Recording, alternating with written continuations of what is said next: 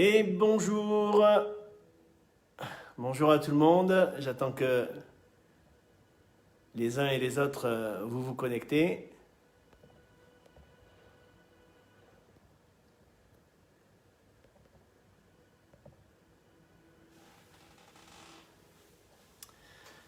Voilà. Est-ce que vous m'entendez bien?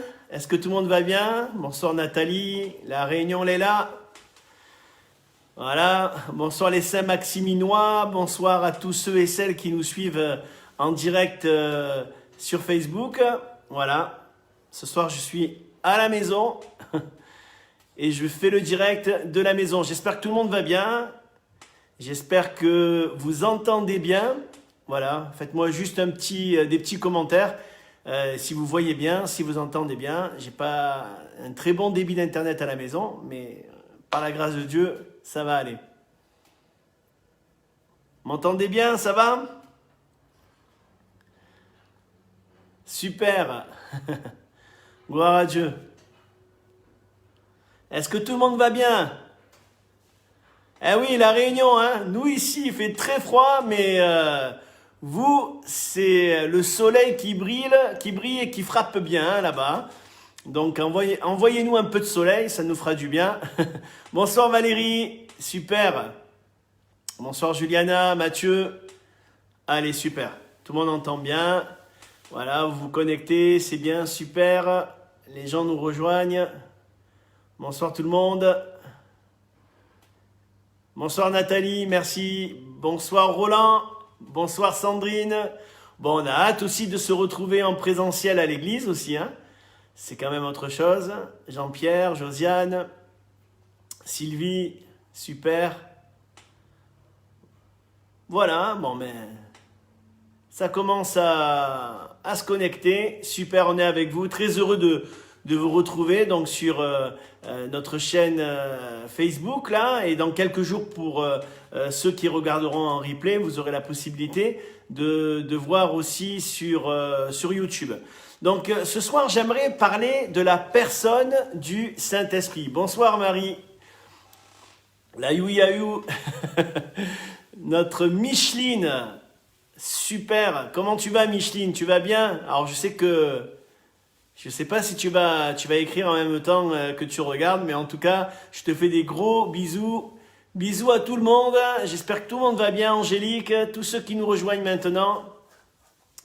Voilà, ce soir, avant de rentrer dans le vif du sujet et de parler de la personne du Saint-Esprit, et j'espère par la grâce de Dieu qu'on va se régaler et qu'au-delà d'un enseignement, justement, le Saint-Esprit puisse toucher puissamment nos cœurs ce soir et nous faire du bien. Voilà, la Réunion, il fait très chaud. Ici, nous, il fait très froid. J'ai le poêle allumé et ce matin, c'était moins de 3 degrés.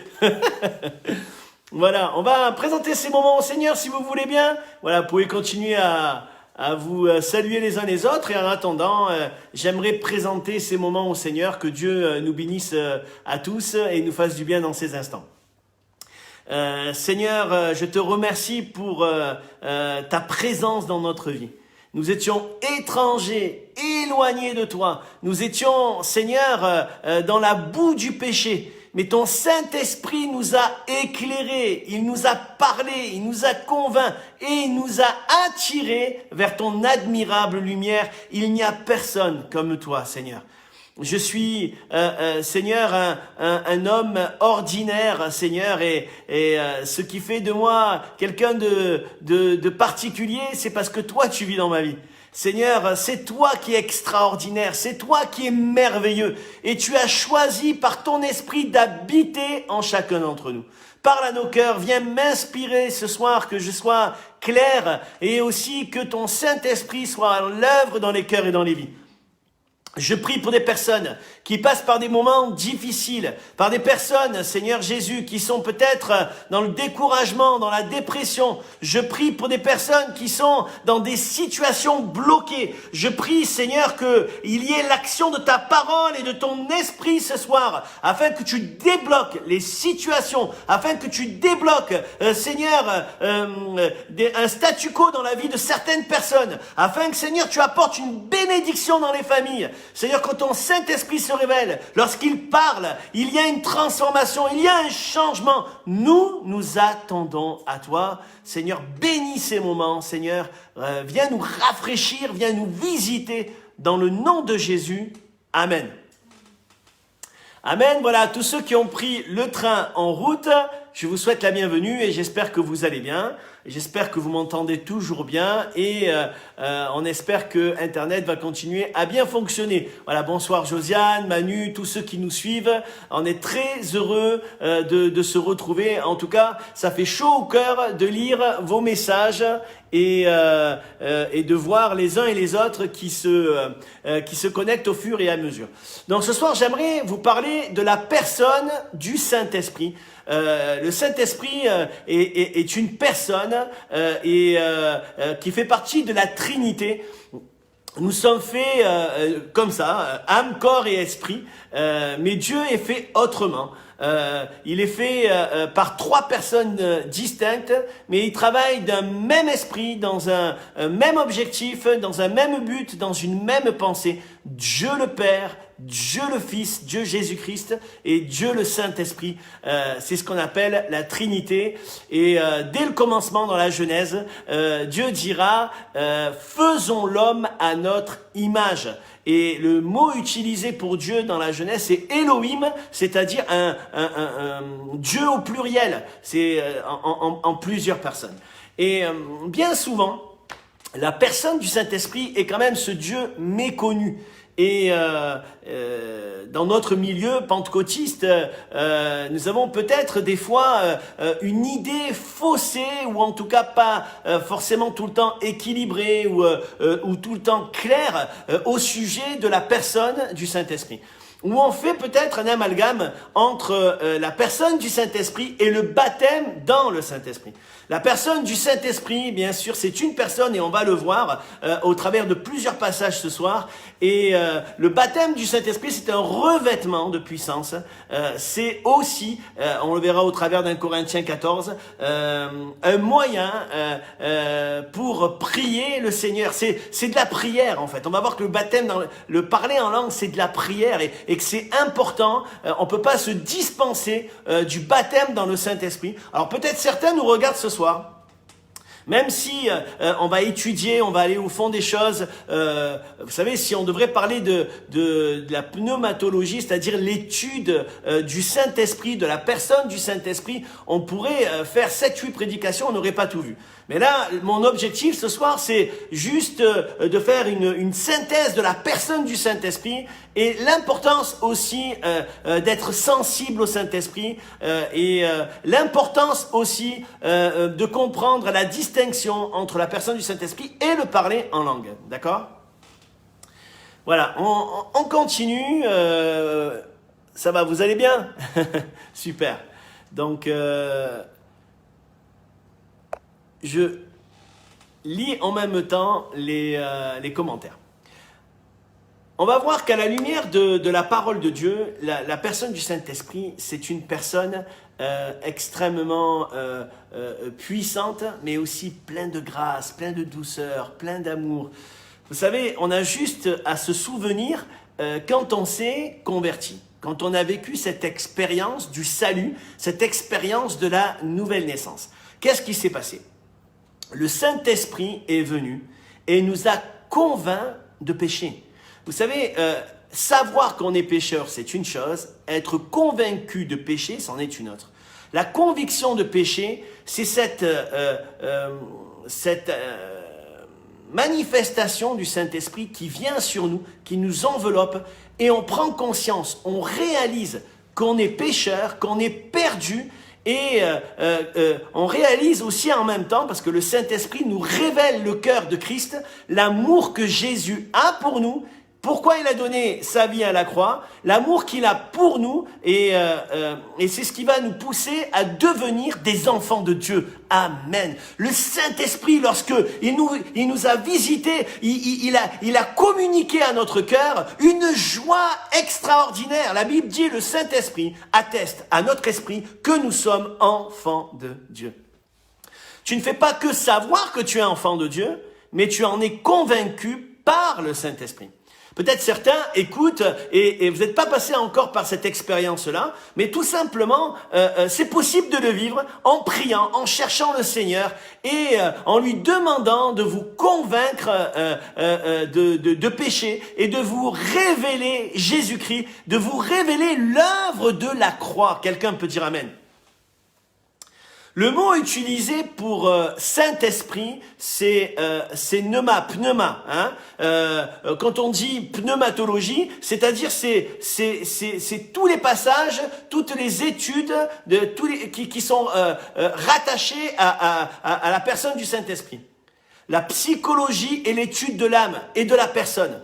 La physiologie est l'étude du corps.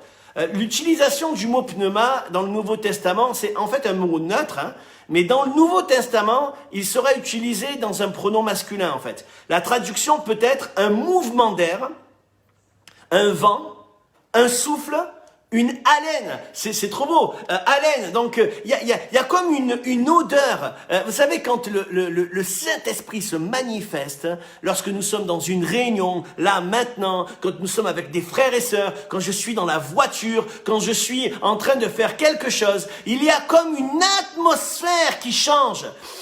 Il y a comme une odeur. Comme quand je suis à l'extérieur, je rentre à l'intérieur, ma femme est en train de me préparer un bon petit plat. Et là, de suite, il y a une bonne odeur. Elle vient jusqu'à moi, je sens cette odeur. Le péché a une odeur de mort. Mais le Saint-Esprit a une odeur de vie. Alléluia. Une odeur de vie. Il y a quelque chose qui se passe.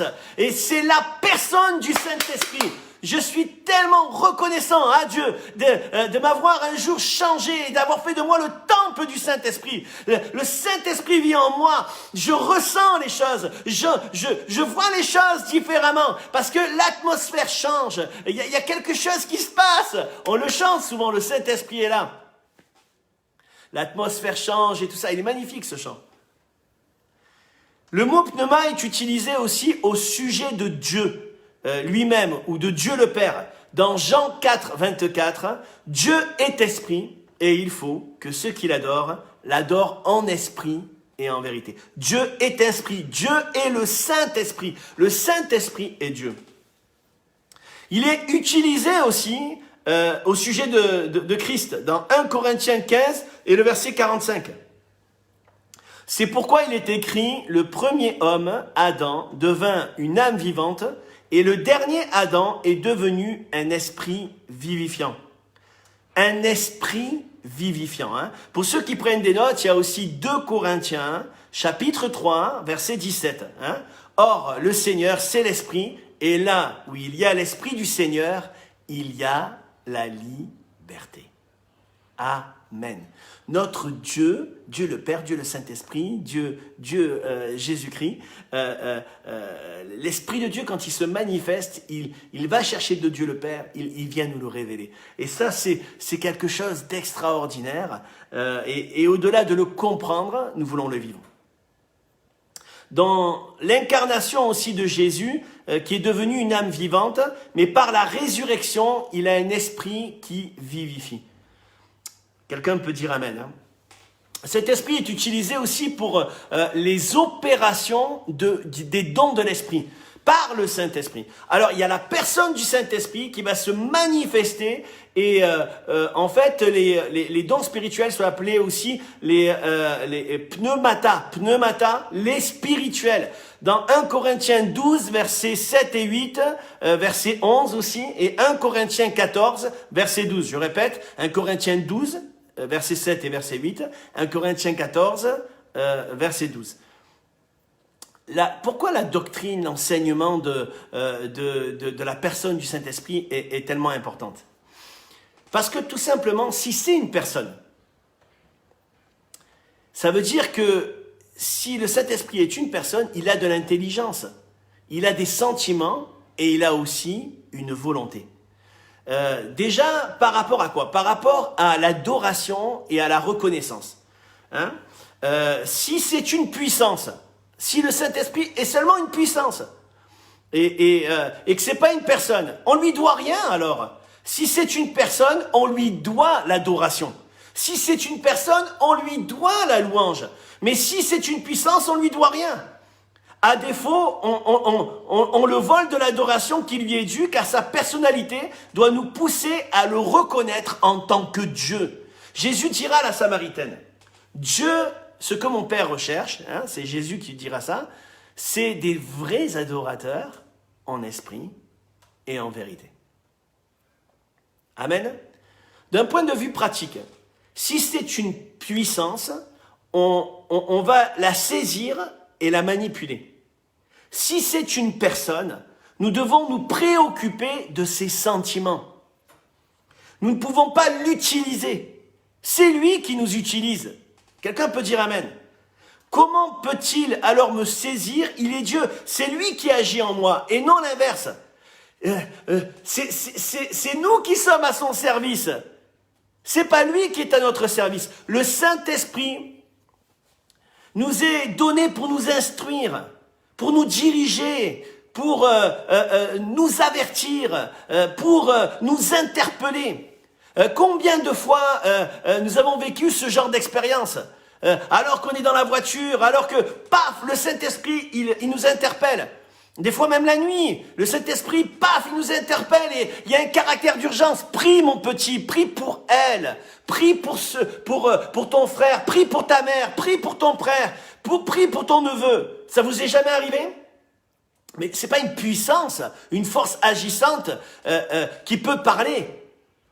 Le Saint-Esprit est une personne et il parle encore aujourd'hui. Il te parle encore ce soir. Et il te dit, sois sensible. Dieu parle tantôt d'une manière et tantôt d'une autre, mais on fait pas attention. Fais attention. Écoute. Écoute ce que le Saint-Esprit veut te dire. Quelqu'un peut dire Amen? Lorsque, je ne vais pas lire le texte, mais pour ceux qui écoutent ce soir, vous pourrez méditer après, dans Acte 8, il y a Philippe qui prêche en Samarie. Et il se passe des choses incroyables. Et je pourrais dire que la puissance du Saint-Esprit est à l'œuvre, et il se servait de Philippe pour faire des miracles incroyables. Et les gens, ils étaient tous bénis, guéris, délivrés, donnaient leur vie à Jésus. Donc, on pourrait dire, reste là-bas, reste en Samarie. Non, regardez ce qui va se passer. Vous le lirez chez vous. Vous connaissez ces passages, vous qui êtes chrétiens depuis des années. Mais ceux qui sont pas encore assez familiarisés avec les Écritures, avec la parole de Dieu, vous irez dans Acte 8 et vous lirez, s'il vous plaît, tout le chapitre. Donc, qu'est-ce qui va se passer? Alors là, certains, peut-être qui écoutent pour la première fois, vous allez dire, alors ça, c'est par contre des histoires pour les enfants et c'est pas possible. Mais tout est possible à celui qui croit. Tout est possible à Dieu. Et je pourrais vous raconter de nombreuses expériences qui démontrent qu'aujourd'hui, Jésus n'a pas changé. Alors, le Saint-Esprit va prendre Philippe, il va le transporter, comme dans Star Trek, il y a une téléportation. Le Saint-Esprit prend Philippe et va le mettre dans un lieu désert. Est-ce que tu crois que le Saint-Esprit est capable de te prendre d'un endroit et de t'amener dans un autre? Ou est-ce que ta foi elle est limitée, que Dieu il peut te donner que des petites choses, des choses qui sont à ta portée à toi? J'ai besoin du Saint-Esprit pour des choses qui ne sont pas à ma portée. Me téléporter et être maintenant, instantanément à l'île de la Réunion, c'est pas possible. Mais si le Saint-Esprit l'a décidé, parce que c'est pas moi qui décide, comme j'ai dit tout à l'heure, on n'est pas, le Saint-Esprit n'est pas à notre service. Nous sommes au service du Saint-Esprit. Si le Saint-Esprit a besoin de moi à un endroit, il me mettra à cet endroit. Parce que je le veux, parce que je veux faire sa volonté, parce que je suis disposé à faire tout ce que le Saint-Esprit me demande. Quelqu'un peut dire Amen? J'ai besoin d'être sensible à la présence de Dieu. Alléluia! Combien de fois j'allais faire des courses ou quelque chose. Mais encore ce matin, j'étais en train de conduire, j'amène ma fille, je vois une dame âgée qui marchait sur la route. Et quand je reviens, j'étais poussé à parler à cette femme. J'ai baissé la fenêtre et j'ai interpellé cette femme. Le Saint-Esprit nous parle, frères et sœurs, chaque jour, à chaque instant, à chaque moment. Est-ce que tu t'attends d'aller à un endroit vers un autre lorsque le Saint-Esprit en a besoin? Ça a été le cas, donc il est arrivé dans un lieu désert, et là le Saint-Esprit va parler à Philippe.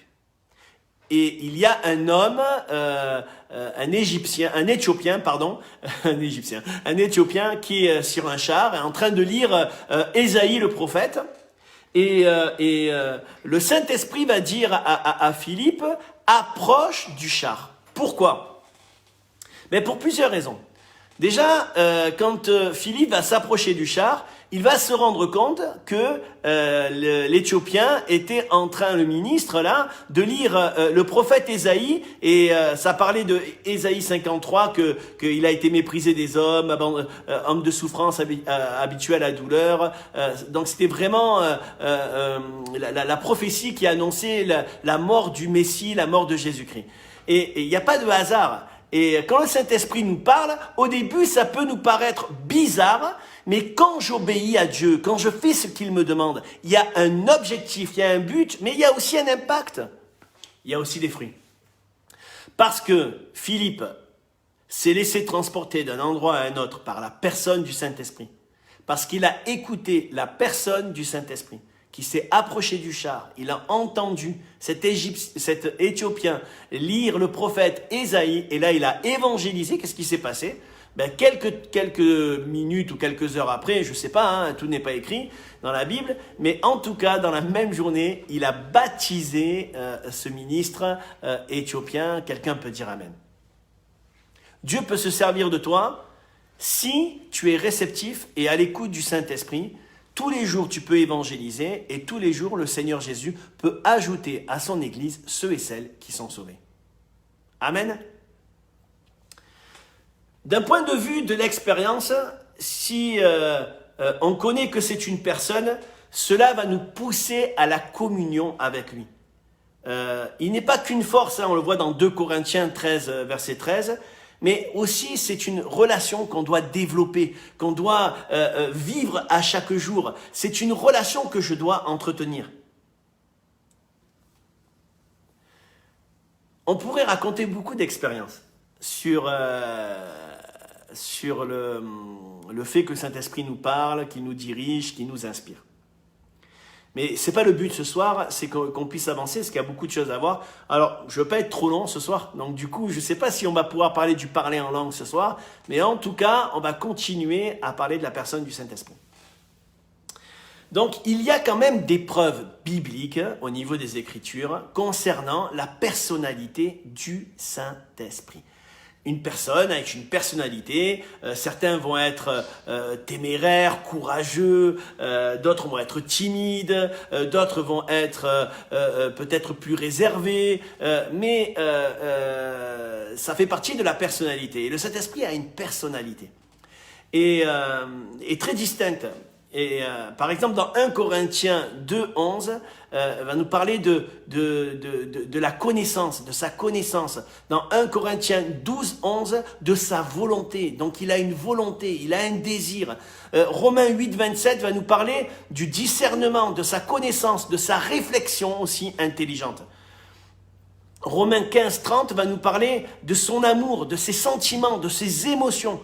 Éphésiens 4:30, alors je ne dis pas tous les versets, mais je vous donne les références de manière à ce que après vous puissiez les lire. Éphésiens 4, chapitre 4, verset 30, cet esprit aussi éprouve de la tristesse et il est très sensible. Dans quelle situation le Saint-Esprit va éprouver de la tristesse lorsque nous-mêmes nous allons pécher et nous allons faire quelque chose qui est désagréable à Dieu?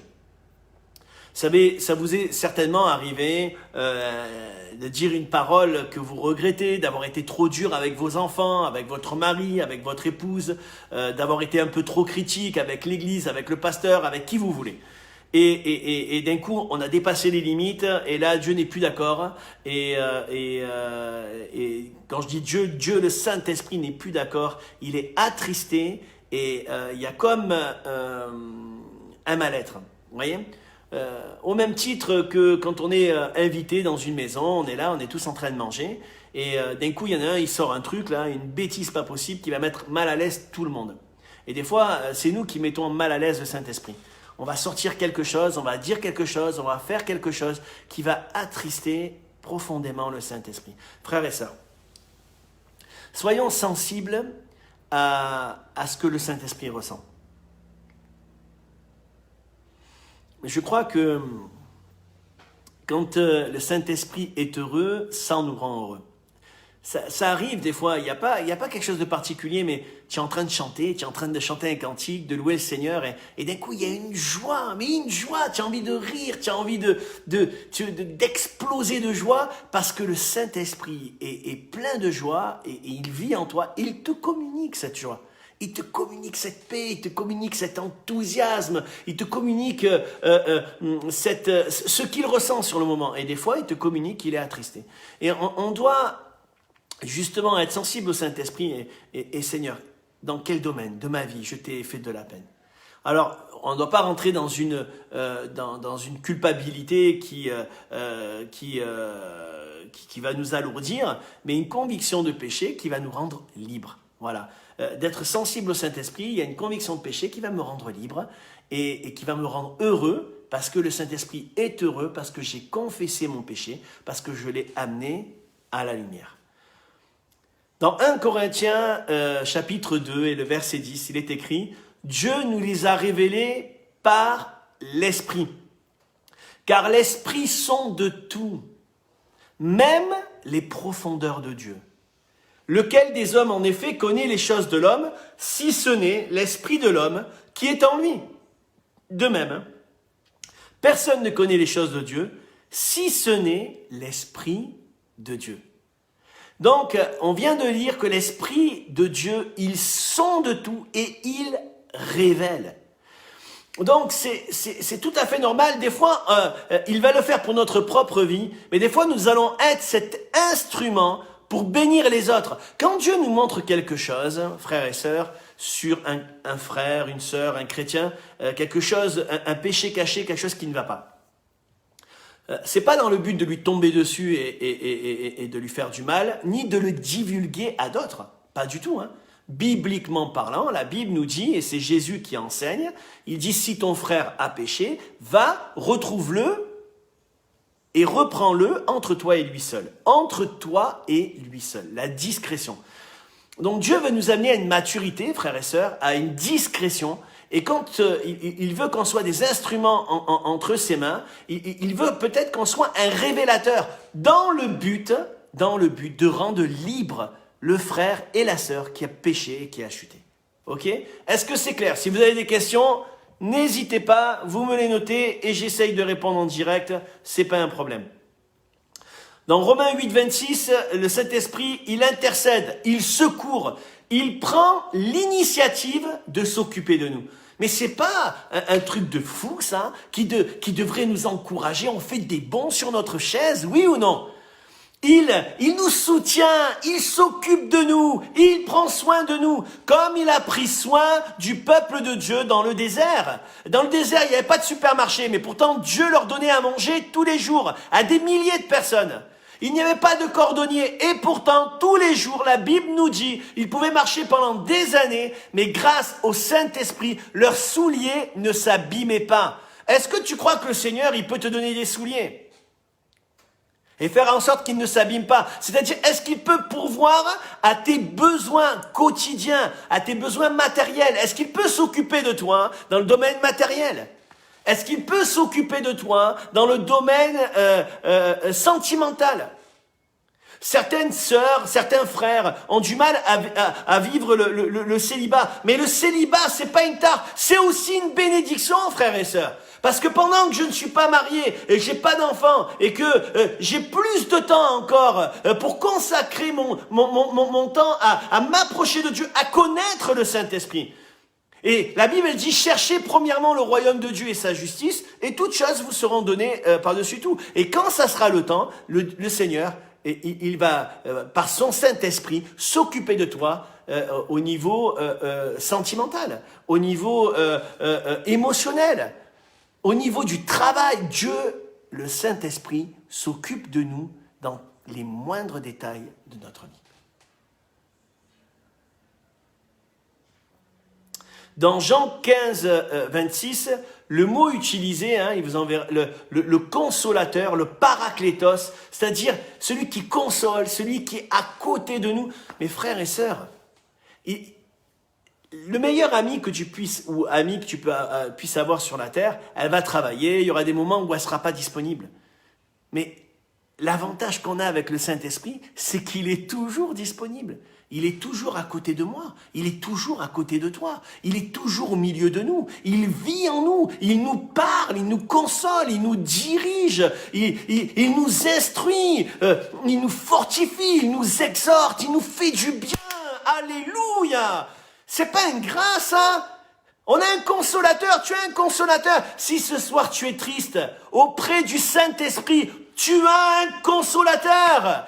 Si ce soir tu as des problèmes financiers, il est celui qui s'occupe de toi. Tu as un Dieu qui s'occupe de toi dans les moindres détails, dans le détail financier, dans tous les domaines. Il s'occupe de toi, il prend soin de toi, il te chérit, il est plein de douceur, il est plein d'affection, il est plein d'attention, il est tout puissant, alléluia. On n'a pas le droit de se plaindre, on n'a pas le droit ça arrive d'être découragé, ça m'est arrivé, mais dès que je tends mon oreille, que j'ouvre mon cœur, le Saint-Esprit me parle. Et de suite, je vais mieux. Et de suite, dans ma tête, je me dis, mais tu as craqué, Patrick. Pourquoi tu te comportes comme si le Saint-Esprit n'était pas là? Il est là. Pourquoi tu te comportes comme si le Saint-Esprit ne pouvait pas? Il peut, il pourra encore. Il sera toujours là. Il sera toujours là pour toi, mon frère, ma sœur. Alléluia. 91 fois, il est cité dans le Nouveau Testament. Pour vous dire l'importance de la personne du Saint-Esprit, 91 fois. 1 Corinthiens 2,10. On l'a lu, on le relit. Dieu nous les a révélés par l'Esprit, car l'Esprit sonde tout, même les profondeurs de Dieu. Lequel des hommes, en effet, connaît les choses de l'homme, si ce n'est l'Esprit de l'homme qui est en lui? De même, personne ne connaît les choses de Dieu, si ce n'est l'Esprit de Dieu. Il connaît tout, c'est-à-dire il est omniscient. C'est Dieu, le Saint-Esprit, c'est Dieu. Il connaît tout, il sait tout. On n'est plus des enfants, frères et sœurs. Quand on est enfant, on s'amuse, on joue à cache-cache. Et bien souvent, on trouve des bonnes cachettes. Tu peux avoir un masque, 2, 3, 4, 10, un casque même, une combinaison. Tu ne peux pas te cacher du Saint-Esprit. Il voit tout, il connaît tout, il sait tout. Il n'est pas là comme un surveillant, comme quelqu'un qui épie la moindre chose que tu fais pour te mettre une clara, pour te mettre une fessée. Non, le Saint-Esprit, il est aimant, il est bienveillant. Et ça doit me rassurer, mais ça doit aussi me communiquer de la crainte de Dieu. Ça doit m'inspirer du respect pour Dieu. Ça doit me donner aussi d'être toujours alerte, parce que si je suis conscient qu'il sait tout, qu'il est toujours là, eh ben je me dis, je suis pas inquiet, j'ai tout pleinement dans le Seigneur. Il est là pour me protéger, il est là pour me guérir, pour me délivrer, il est là pour se servir de moi, pour bénir les autres, pour délivrer les autres. Gloire à Dieu. Jésus ne dira pas imposer les mains, bien sûr, on doit imposer les mains, ils imposeront les mains aux malades, mais Jésus dira guérissez les malades.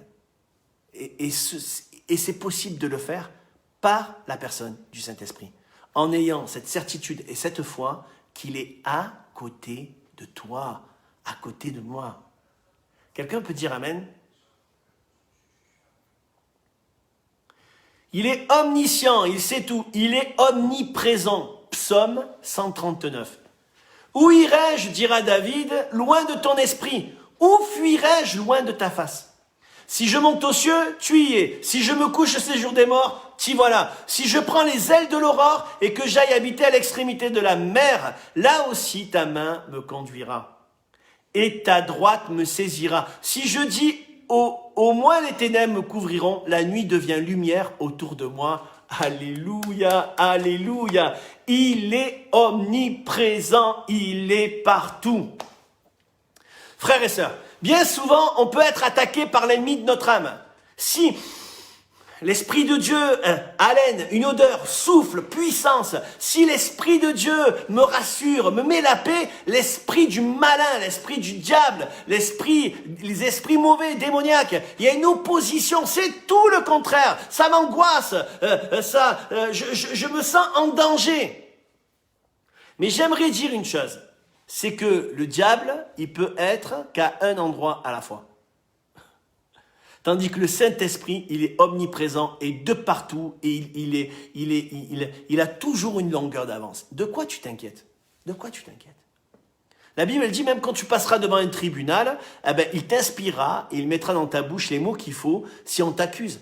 Peu importe ce que tu es en train de vivre aujourd'hui, actuellement, ne t'inquiète pas. Le Saint-Esprit est omniprésent. Quelqu'un peut dire Amen.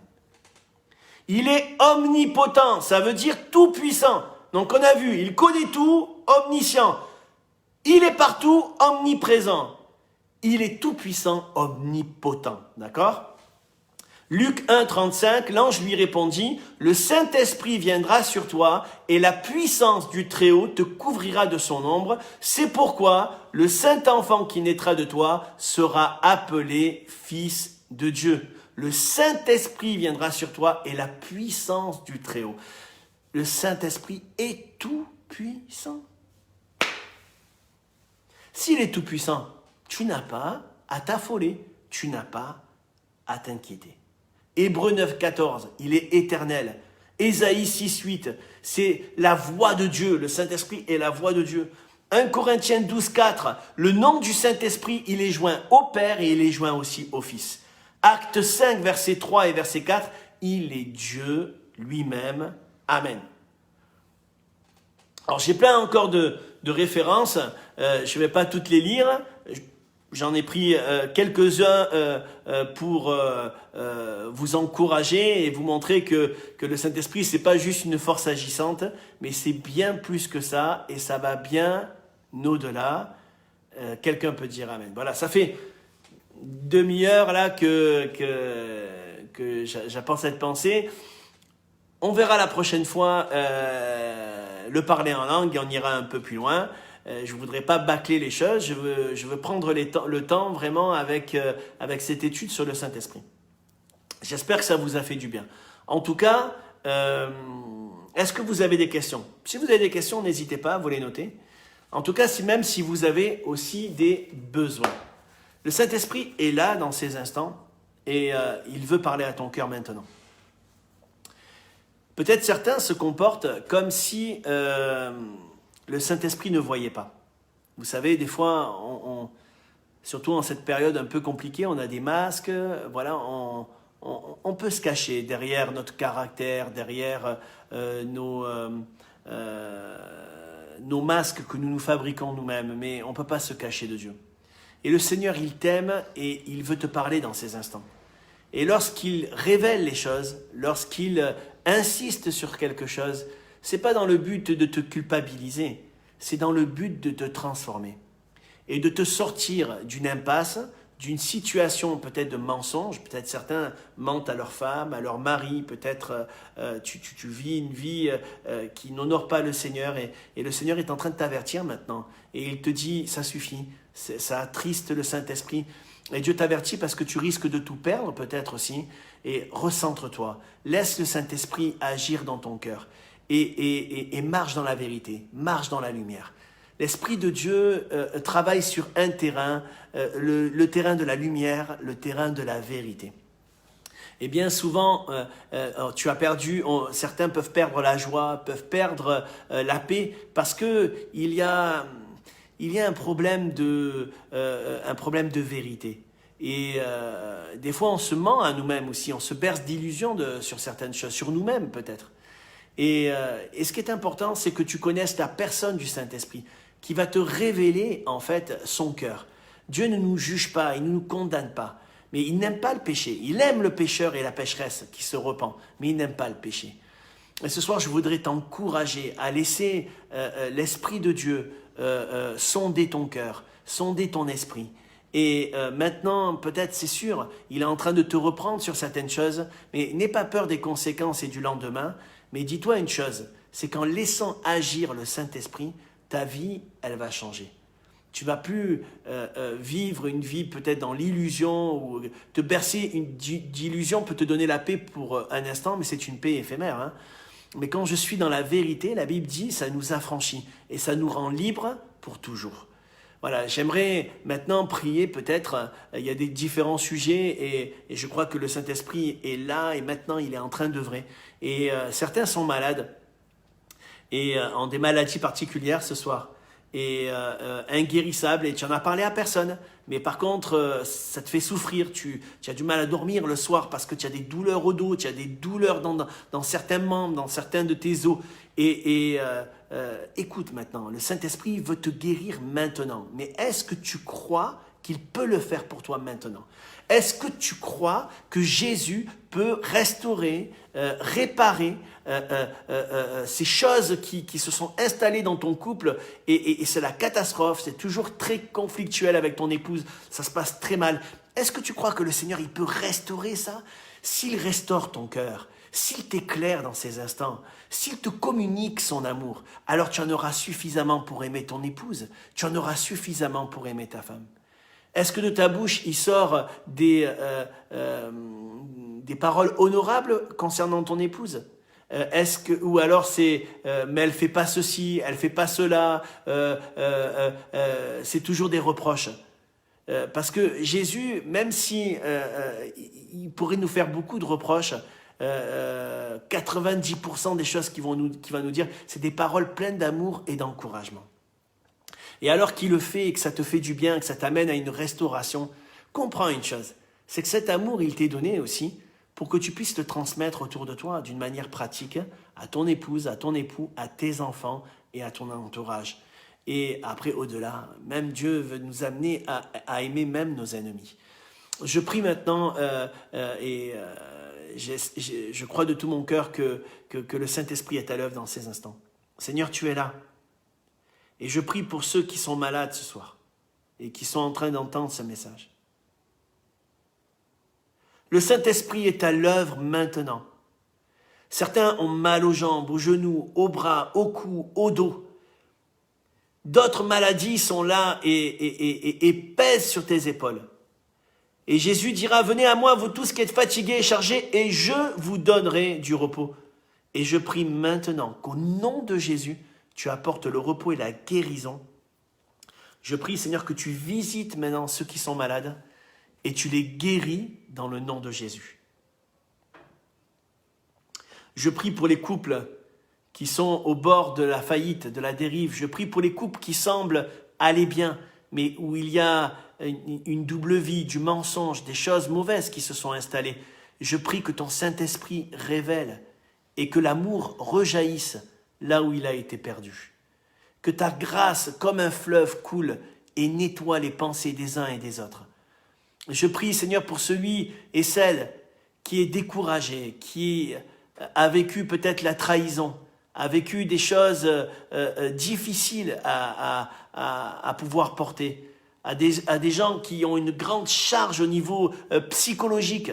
Et Seigneur, je prie que toi, tu n'es pas celui qui vient charger, mais celui qui vient nous donner du repos. Je prie que tu enlèves ce poids maintenant, dans le nom de Jésus. Seigneur, je prie dans ces instants que ceux qui écoutent maintenant ce message croient que ton Saint-Esprit est à l'œuvre et qu'il agit maintenant. Ton Saint-Esprit visite comme une chaleur qui descend sur le corps. Et Seigneur, je prie que tu communiques la foi à tes enfants et qu'ils croient au nom de Jésus à la guérison, qu'ils croient au nom de Jésus à la restauration, qu'ils croient au nom de Jésus que tout est possible à Dieu. Qu'il en soit ainsi. Dans le nom de Jésus, je prie. Amen. Voilà, j'espère que ce moment vous a fait du bien ce soir et que vous avez été bénis. Et je vous dis à dimanche matin pour notre culte. Certainement le culte sera dimanche matin à 10h. Jusqu'à présent on faisait les cultes en direct à 11h. On les fera un peu plus tôt, de manière que ça se termine aussi plus tôt chez vous. Et en tout cas, que le Seigneur vous bénisse abondamment. Pour ceux et celles qui ont besoin d'un entretien, qui ont besoin, n'hésitez pas à m'appeler, je suis disponible pour vous. Ceux qui ont besoin d'éclaircissement aussi par rapport à ce que j'ai apporté ce soir. Donc, je suis disponible, je suis là pour vous encourager, pour vous bénir. Voilà, on prie aussi pour les dizaines de personnes qui se préparent pour le baptême. Voilà, qu'il puisse y avoir le déconfinement et qu'on puisse écouter ces beaux témoignages et voir ce que le Seigneur il est capable de faire. Voilà, je vous fais des gros bisous et je vous dis que le Seigneur vous bénisse abondamment et apprenez de plus en plus à connaître le Saint-Esprit, bien sûr, en lisant la parole, mais en priant de tout votre cœur et avec foi. Hein. Soyez bénis. Oui, Jean, il n'y a pas de souci, que Dieu te bénisse. Voilà, soyez bénis et je vous fais des gros bisous et je vous dis à dimanche.